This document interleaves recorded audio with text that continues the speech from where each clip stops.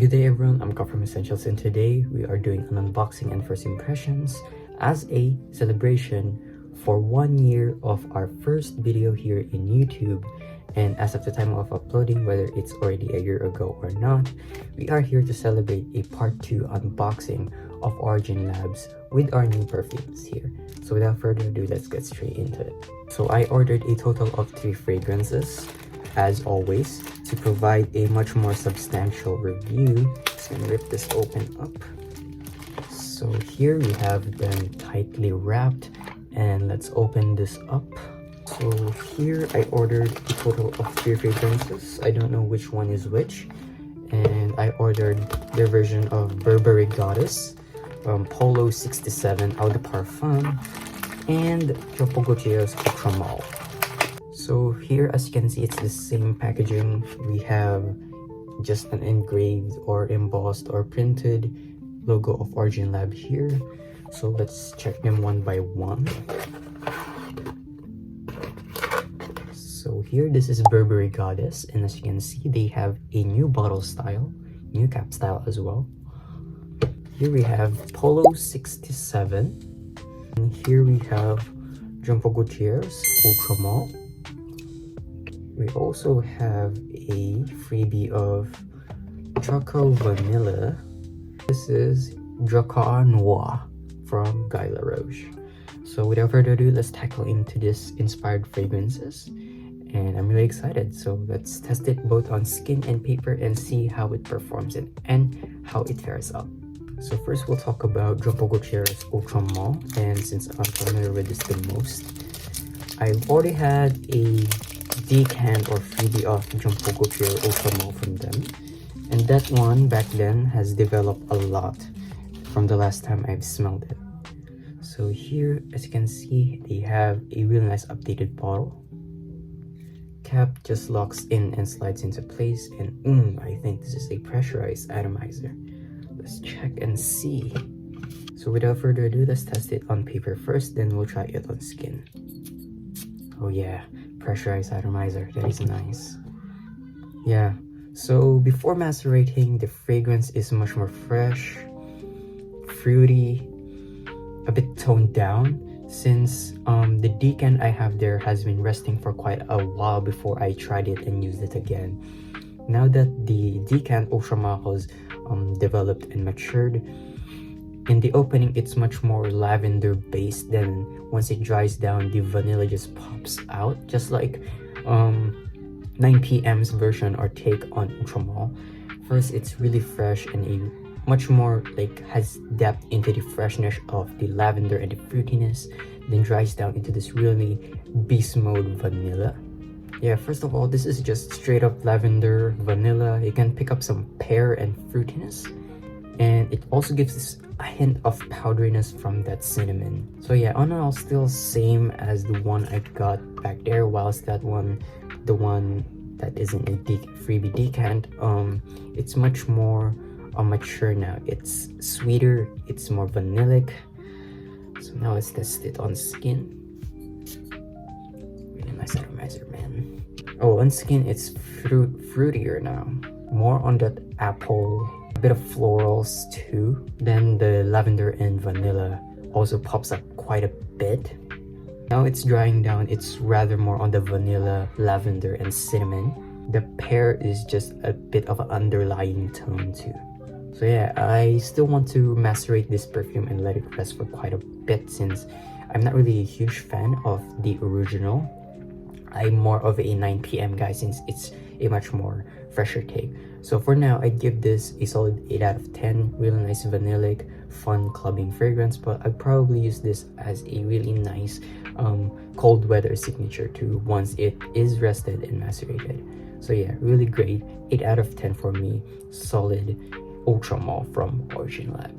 So up next, let's tackle Ralph Lauren's Polo 67. So this is their version of Polo 67, and I'm really excited to try this since I've been wanting more fresh fragrances right now, since most of my collection is just straight up gourmands, vanilla, and ambery stuff. So I'm really excited with this one. I've heard a lot of good reviews as well in YouTube. So without further ado, let's just test it out. All dry spraying, I really hate this. So unfortunately guys, our bottle of Polo 67 here is damaged, as you can see. It doesn't spray at all. I just thought it's just dry spraying in, as you can see. Nothing spraying out. And there's a bit that spritzed into my hand, and since we're already at the spur of the moment, this reminds me of actually YSL myself. Weirdly.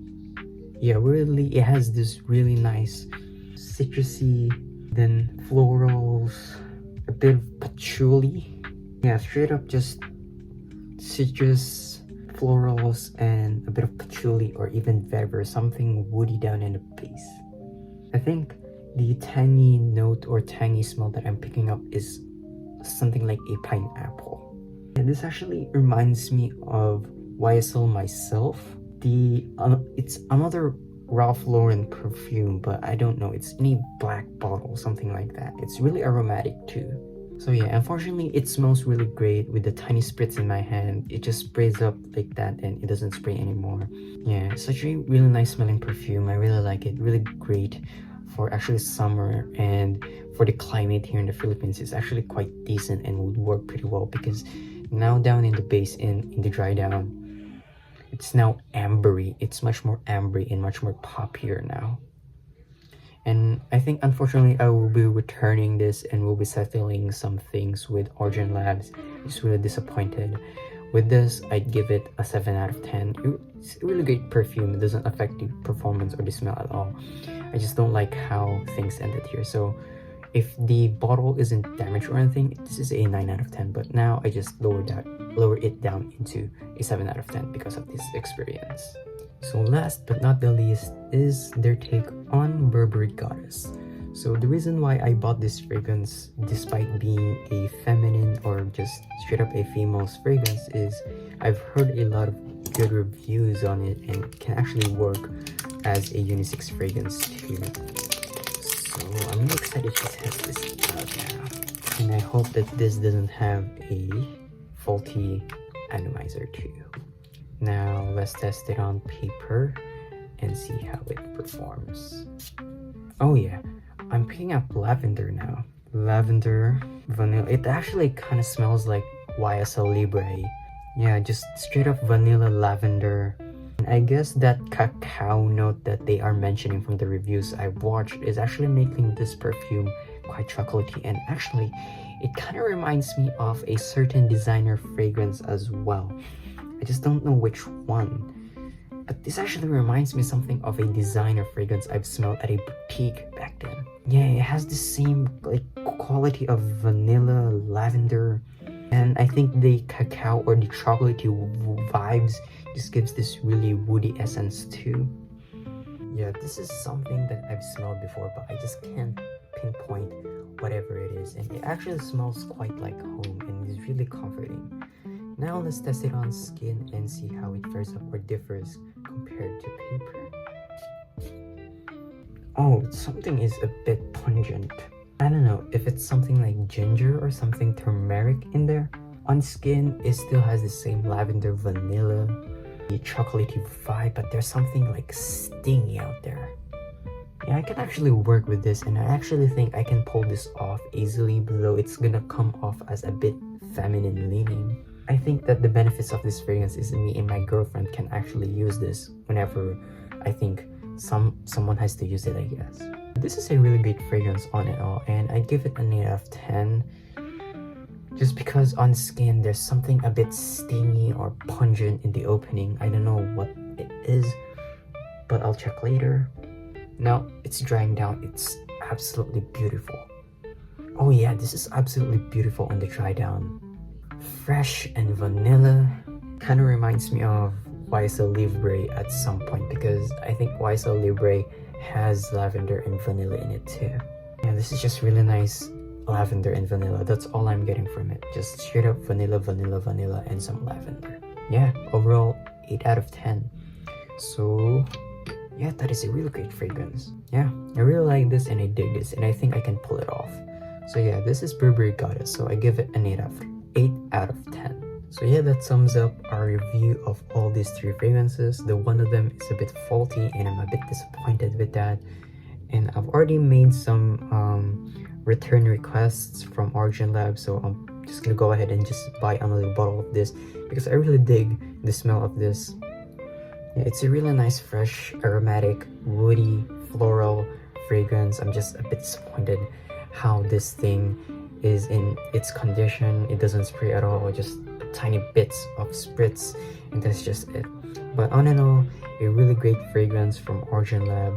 They got what I'm expecting, and this is just the only disappointment. I can't help but express my disappointment since I've got lots of Originlab perfumes and this is the first time that has happened to me. But I don't blame them since they are just shifting into a much newer style now. As you can see that their bottles are new, they have pressurized atomizer and all that stuff. So I guess Originlab still has quite a bit of tweaks to improve and all that stuff. So yeah, all in all, I'm really glad. I'm not that disappointed, and I'm really glad because all 3 fragrances, I get to test them and I am able to lay down my impressions.